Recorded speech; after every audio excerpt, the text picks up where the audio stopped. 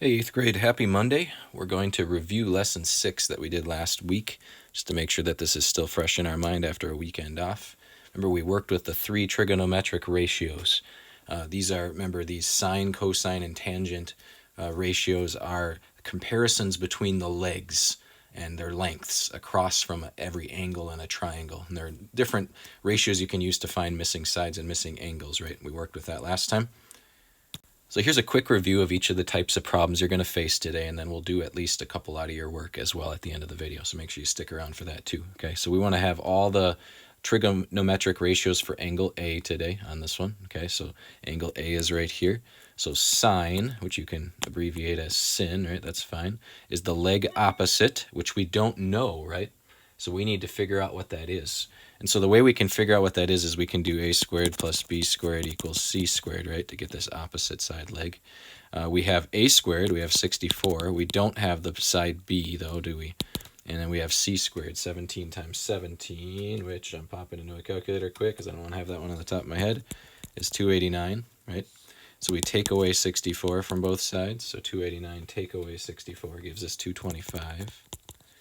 And b squared equals 225, and then we square root both sides, and we end up with 15, right? So this side's 15. Now we can do our sine. So the leg opposite, right, 15 over the hypotenuse, 17. Can't reduce that at all. Cosine, which you can abbreviate cos. Leg adjacent, remember that's the one next to it, so 8 over the hypotenuse, 17. And tangent, which you can abbreviate tan, right? Tan is the leg opposite, so 15 over the leg adjacent, 8. And can't reduce that at all. If you can, reduce, but none of them on this one can be reduced. So that's just one quick example of how to find the 3 ratios again. Then they're going to have you use your calculator on our class webpage again to find the trigonometric ratio to the nearest 10,000ths of certain measurements or certain angles. And so I'm going to pull up that calculator quick. So sine of 40, remember you'll have to hit function, sine, and then go back to main again and hit 40, put parentheses around it, and there you go. So 0.64, they want it to the nearest thousandth, so 0.643. So we can fill that in, 0.643. Okay, and that's all you have to do with those. So just pop those into a calculator, use that class homework help webpage to find that basic calculator again. Then you'll be solving triangles today, so let's practice doing that a little bit. Let's take a look at the sides that we need. We need angle A, right? That'll be the easy one to get with just some subtraction and addition. Then we're going to need side segment BA, right? And we're going to need segment AC. Those are the 3 pieces that we'll have to find. So to find angle A, we know that this is 90, right? We know a triangle is 180, so 180 minus 90 is 90. And then 90 minus 44 degrees, that top angle that we have, right? We got to borrow a little bit. Gives us 46 degrees. So we've already got one piece of solving this triangle just by doing that. Okay, so let's find side BA. Let's work on finding this side first. And so what we'll want to do is just use an angle that's next to it. How about angle A, which we just solved? We'll use that, okay? So angle A, notice that side is the hypotenuse. Okay, and we have the side that's the opposite, don't we, of angle A? So we have opposite and a hypotenuse that we're going to be working with. So we're going to want to use sine on this one, right? So we'll say the sine of 46, right, equals, okay, and then the opposite of A is 8, right? And the hypotenuse of A is what we're trying to figure out. Okay, so we want to get x by itself. So how are we going to do that?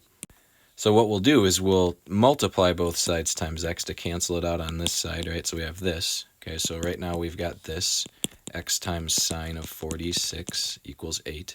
And then we still want to get x by itself, so we're going to divide both sides by the sine of 46. And there we go.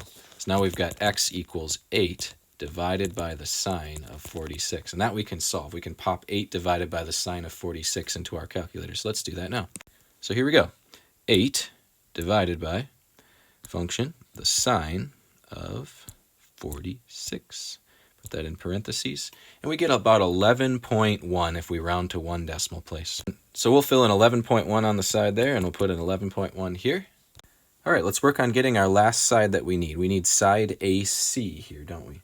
So let's grab an angle that's nearby. How about angle A again, okay?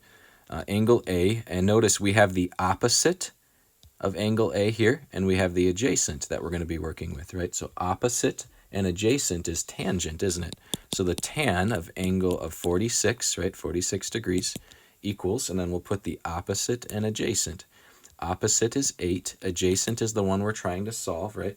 So again, our goal is to get x by itself. So to get rid of this divided by x thing, we're going to multiply both sides times x, right? That'll cancel this out. So here's what we've got. We have x times tan of 46 equals 8, right? And then we'll divide both sides by the tan of 46 because we want to get x by itself. So that cancels out. So we have this. 8x equals 8 over the tangent of 46. We'll pop that into our calculator. So we'll put in 8 divided by the tangent of 46. Put parentheses around that. And notice we're getting about 7.7-ish for that side. So we can fill that in, 7.7 for our last side, and there we go. We have solved this triangle. We have found all the missing pieces. All right, let's do one out of our work for each type, just so you can make sure you've got the hang of it. Let's do number 4 of this top part. So let's find the sine, cosine, and tangent for number 4 here. Remember, they want us to do for angle A for all of these, so we're going to look at this angle, right, for this one. So the sine would be the leg opposite and the hypotenuse. Notice the leg opposite is 8, and notice we're missing the hypotenuse, so we'll have to solve that real quickly.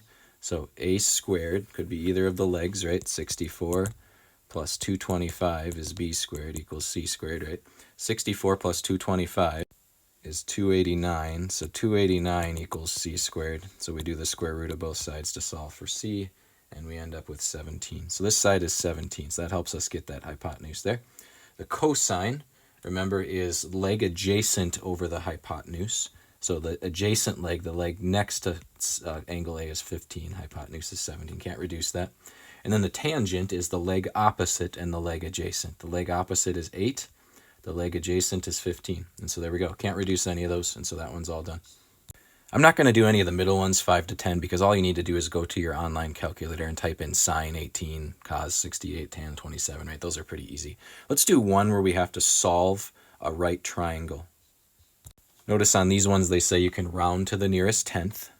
So on triangle 11 here, which we'll do together, notice we need angle A is going to be one of our answers, right? Side AC will be one of our answers, and side AB will be one of our answers. Those are the 3 things that we're going to attempt to solve here. Okay, so let's get angle A first. Notice we have a 90-degree angle right here, right? We have a 17-degree angle right here. So 180 for a whole triangle minus 90 is 90. And 90, take away 17, gives us 73, right? So this missing angle right here is 73 degrees. Okay, so I'll put that for angle A. Okay, let's find side AC, this short side over here. So let's grab an angle that's close by. We'll just use angle A since we just figured out that that was 73. And we're noticing that side that's missing is the adjacent and hypotenuse next to it, right? The adjacent and the hypotenuse. We don't know the hypotenuse, so we won't be able to use that. Let's use the opposite and the adjacent, right? Because we do have the opposite. So the opposite and adjacent would be tangent, right? So we're going to do tangent of 73 equals, right? And now remember, tangent is opposite and adjacent. So opposite of A is 13, and adjacent is what we're trying to solve, right? So again, our goal is to get x by itself. So we need to get rid of this division by x. So let's take both sides times x, right? That'll cancel this out. So now we have x times tan of 73 equals 13, right? And then we'll divide both sides by the tan of 73, okay? And there we go. So what we're going to have to do to solve this is to do 13 divided by the tangent of 73. So we'll pull up our calculator and do 13 divided by function the tangent of 73. And that should give us about 3.9. We could probably round that to 4. They say round to the nearest tenth. So we'll round that to 4, straight up 4. So we'll put 4 right here, and we'll put 4 right here. All right, let's get the last side we need. Side AB way over here, right? So let's use an angle that we've got close by. How about angle B? And we've got the adjacent, and we're trying to get the hypotenuse, aren't we? So let's use cosine this time. So the cosine of 17 equals, okay, and then we've got the adjacent side, which is, if we're using cosine, goes on top. That's 13, right? And we're trying to find the hypotenuse. So let's get x by itself. Let's get rid of this division by x just like last time by taking both sides times x, right? Okay, so now we've got x times cosine 17 equals 13, right? And then we'll divide both sides by cosine 17. Cosine 17. So we have x equals 13 divided by cosine 17. So we'll pop in 13 divided by cosine 17 into our calculator. All right, here we go. 13 divided by function cosine 17. And we end up with about 13.6. 13.6 makes a lot of sense because it should be a little bit longer than our other leg, right? Because it's the hypotenuse. So that seems to be an answer that makes sense. You always ask yourself that question when you're done. Is the side you're getting seeming to make sense compared to the other sides? And if it looks like it does, you probably did the steps correctly. I know there's a lot of steps to think about, but you guys really did pretty well with this on Friday, so I don't think it'll be too hard. I do want to talk about this last section, though, okay? Remember, when you're finding a missing angle, you use the opposite cosine or the opposite tangent or the opposite sine. It looks like this on the calculator, right? Use that one when you're just looking for an angle based off of sides. It's called the inverse cosine, the inverse sine, or the inverse tangent instead of opposite, if you want to use that term. So let's take a look at this one. They want us to find angle J. So look at what sides we have. Next to angle J, we have an adjacent and we have an opposite. So what should we use? We have an adjacent and we have an opposite. So we should be using tangent, right? Tangent. And so we're going to type into tangent, tangent of -1, right? The inverse tangent. We're going to type in the opposite over the adjacent. So the opposite is 5, the adjacent is 6. So we'll pop that into our calculator. So here we go. We'll have tangent of -1, 5 divided by 6, 5 over 6, which gives us about 39.8 if we rounded it to 1 to the 10th place. So 39.8. So we'll put that down for J. J equals, angle J equals 39.8 degrees. And I'm noticing they say you can round to the nearest degree, so we could round that to 40. That would be the nearest degree if we want to do that. But either answer would be acceptable, but notice I missed that before. So 40 degrees would be fine too. So hopefully that helps you out to remember how to do all those different types. Don't forget to use the inverse, cosine, sine, and tangent on those last two.